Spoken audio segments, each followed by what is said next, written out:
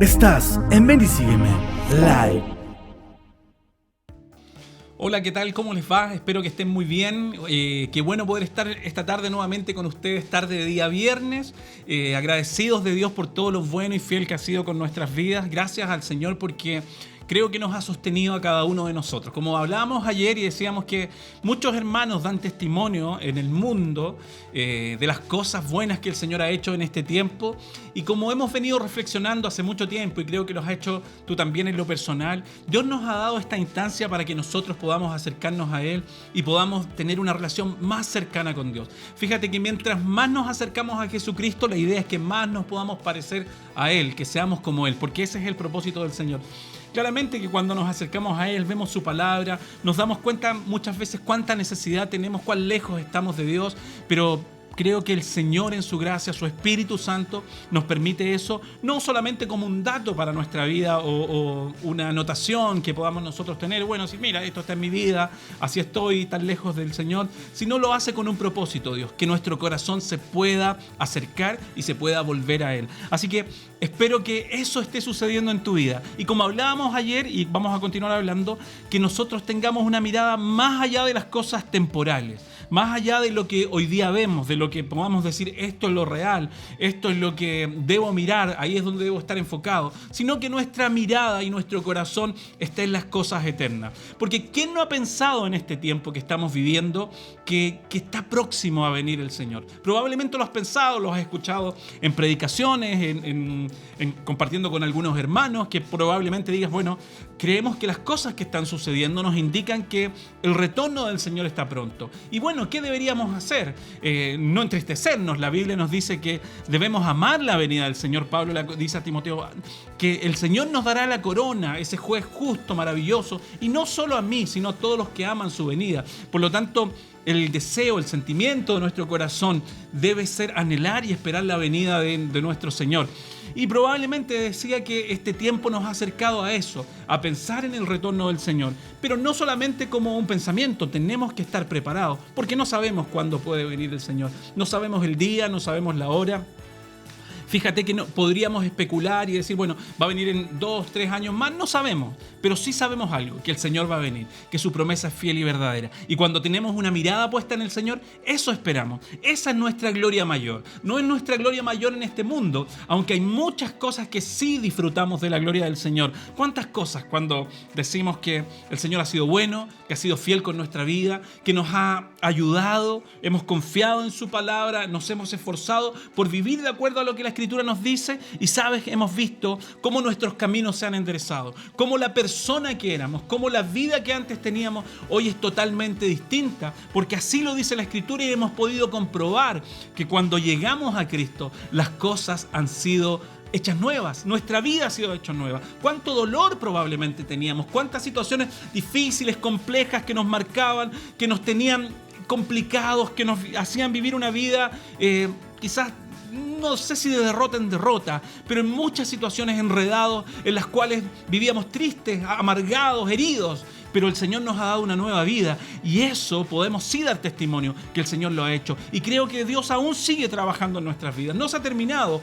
Probablemente digamos, bueno, ¿hasta cuándo luchamos? ¿Hasta cuándo el Señor trabaja con nosotros? Hasta el último día el Señor trabajará, porque vendrá el día en que venga lo perfecto, como comentábamos ayer y como nos dice la Escritura, el día en que ya no habrá más aflicciones, ya no habrá más dolor. Ese día nosotros lo esperamos. Y sabes que cuando vemos en la Escritura, y miraba la Escritura, y conocemos seguramente todos el pasaje de Primera de Tesalonicenses en el capítulo 4, cuando los hermanos estaban preocupados de muchas cosas en Tesalónica, pero lo más importante que estaban preocupados era en esto, era en el retorno del Señor, cuándo vendría el Señor por sus vidas.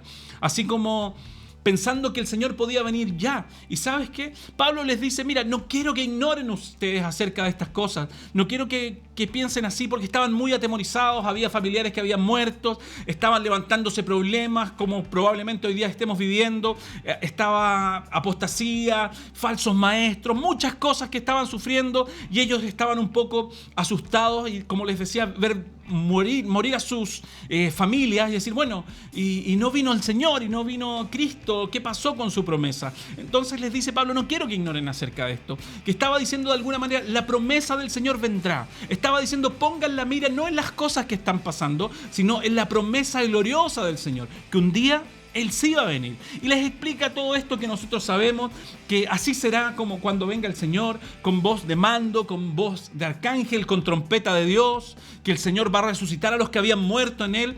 Y les dice, tengan esperanza. Ese le estaba diciendo, anímense de alguna manera y no miren las cosas de acá, sino que busquen las cosas de arriba, como también lo dice el libro de Colosenses. A eso estaba animando Pablo, a que buscaran al Señor, a que buscaran a Dios y supieran que la venida del Señor iba a ser. Y habla, y eso es particular, y dice, bueno, y nosotros que vivimos, estaba hablando de los muertos en Cristo que iban a resucitar primero, y nosotros que vivimos seremos arrebatados juntamente con ellos en las nubes y nos encontraremos con el Señor ahí, en las nubes, en el aire.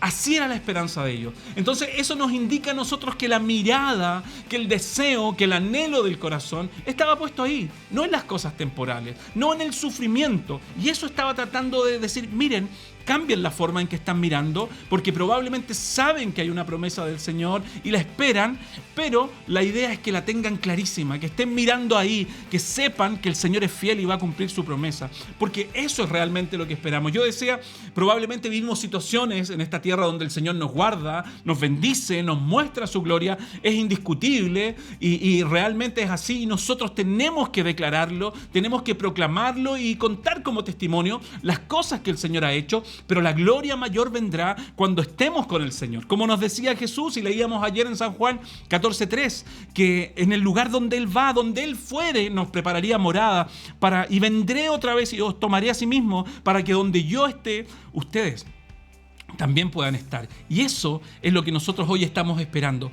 estar con el Señor. Yo les decía algo interesante, porque la Biblia nos enseña así, y nos dice que cuando nuestra mirada está puesta ahí, vivimos tranquilos. Y es lo que Pablo les estaba diciendo a la iglesia en Tesalónica, a los hermanos que estaban ahí preocupados con esta situación. Les estaba diciendo, vivan así, vivan tranquilos. Pero en ese mismo capítulo 4 les dice algo interesante e importante también. Los exhorta a que cómo se deben conducir delante del Señor. Esto en el capítulo 4, desde el verso 1. Cómo se debían conducir delante del Señor. Dice, hermanos, y les habla de esa vida que agrada al Señor. Porque una cosa es esperar la venida del Señor, pero no esperar sabiendo que va a venir, sino haciendo algo, preparándonos para venir. Así como hemos hablado en otras oportunidades, o la Biblia nos señala de esas vírgenes prudentes que estaban preparadas esperando que el Señor viniera. Entonces les exhorta acerca de esto y les dice, hermanos, ruego y os exhorto en el Señor Jesús que de la manera que aprendisteis de nosotros, cómo os conviene conducirnos y cómo agrada al Señor, eso les los animo a que ustedes abunden más y más en esto, para que ya sabéis estas instrucciones que nosotros les hemos dado en el Señor, pues la voluntad de Dios es vuestra santificación y que os apartéis de toda fornicación, que cada uno de vosotros sepa tener su propia esposa en santidad, en honor, no en pasiones de concupiscencias como los gentiles, no como los que no conocen a Dios, que ninguno agravie ni engañe nada a su hermano, porque esto no está bien delante del Señor. Hermanos, os he dicho y he testificado esto, pues no nos ha llamado Dios a inmundicia, sino a santificación. Y estaba hablando de cómo era la forma de poner la vista en el Señor y esperar en el Señor. Esto nos indica no solo mirar hacia el cielo, porque a veces pensamos poner la vista en el Señor es mirar hacia el cielo, pero no está hablando de esa forma literal, sino está diciendo, cuando yo tengo la vista en el Señor, sé que mi galardón estará junto a Él, sé que mi recompensa mayor estará delante del Señor, un día estando con Él en su presencia, cuando llegue donde Él. Pero la Biblia nos dice, esta es la forma de esperar. Y esa es la exhortación que Pablo le hacía a los hermanos ahí, que estaban preocupados por la venida del Señor, y les dice que esa es la forma que agrada a Dios. ¿Apartarse de qué? De la maldad, del pecado, de la fornicación, de las cosas que probablemente vivíamos cuando estábamos lejos del Señor, cuando nuestra vida estaba muerta, como nos señala la Escritura, en delitos y pecados. Esa era nuestra condición. Por lo tanto, volver a esa condición hoy no tiene ningún sentido. No podemos vivir, porque Dios nos ha dado efectivamente una nueva vida, y esa nueva vida ya no somos esclavos del pecado. Ya el pecado no tiene dominio sobre nosotros. Dios. La Biblia nos enseña, Dios nos dice que Él no nos ha dado a nosotros un espíritu de cobardía, un espíritu de temor, sino un espíritu de amor, de poder y de dominio propio, para que nosotros podamos resistir nuestra carne, resistir el pecado, enfrentarlo, confrontar el pecado en nuestra vida. ¿Sabes cómo confrontamos el pecado en nuestra vida? No es como decir, bueno, esto es malo, sino de saber y determinarnos que es malo y confesarlo delante del Señor, decir, Señor, yo me pongo de acuerdo contigo, porque eso es lo que estamos haciendo, y decir, Señor, esto que a ti no te agrada, esto que tú no aceptas, Señor, yo tampoco lo acepto, pero está en mi vida y lucho contra él y a veces caigo, pero es ponernos delante del Señor. ¿Y sabes lo que Dios va a hacer? Él nos va a ayudar. Él a través de su Espíritu nos va a ayudar. Él nos va a fortalecer a medida que nosotros vivamos y practiquemos como nos enseña la Escritura. Y era lo que Pablo les estaba animando a la iglesia también en Tesalónica, a los hermanos que estaban ahí, a vivir de esa forma, no de cualquier manera, sino que decir, como hemos dado testimonio, vivan ustedes así y den testimonio de que Dios realmente ha cambiado sus vidas y que su mirada no está en las cosas temporales, sino que su mirada está en las cosas eternas. Es lo que Dios estaba llamando. Entonces dice, así que no desechemos esto, no lo desechemos. Desechemos sí toda la inmundicia, todo pecado que no agrada a Dios y vivamos en santificación. Así que ¿quién no desecha estas cosas? ¿Quién no piensa en esto? ¿Quién no reflexiona en estas cosas? ¿Quién no vive para luchar contra esto? Probablemente tenemos que hacernos una pregunta y decir, bueno, ¿cómo está mi vida? ¿Estoy realmente honrando a Dios? ¿Estoy realmente mirando en las cosas de Dios? ¿O no me importa? Digo, bueno, fallo, peco porque es normal, porque muchas veces nos excusamos y decimos, es que no podemos, es que somos humanos, pero recuerda que el Señor está con nosotros y que hay situaciones en las cuales nosotros enfrentamos tentaciones también, que Dios dice que con la tentación, con las dificultades que nosotros vivimos, el Señor no nos abandona, no nos dejará solos. Con la prueba, con la dificultad, con la tentación, nos dará también la salida. Y depende de nosotros decidir si tomamos la salida o no. Y aferrarnos del Señor y pedirles a Él fuerzas que en el momento de la prueba, que en ese momento probablemente de la aflicción de nuestra lucha, el Señor sea nuestra fortaleza, que Él nos reconforte para poder alcanzar esa victoria que anhelamos en nuestra vida, de vivir en santidad para Dios y de tener nuestra vida y nuestra vista puesta en el Señor. Colosenses capítulo 3, en el verso 1 nos dice, así pues habéis resucitado con Cristo, que nosotros debemos buscar las cosas de arriba, donde está Cristo sentado a la diestra de Dios. Poned la mira en las cosas de arriba, no en la de esta tierra. Y eso debemos cambiarlo, porque habéis muerto y vuestra vida está escondida en Cristo. Cuando Cristo,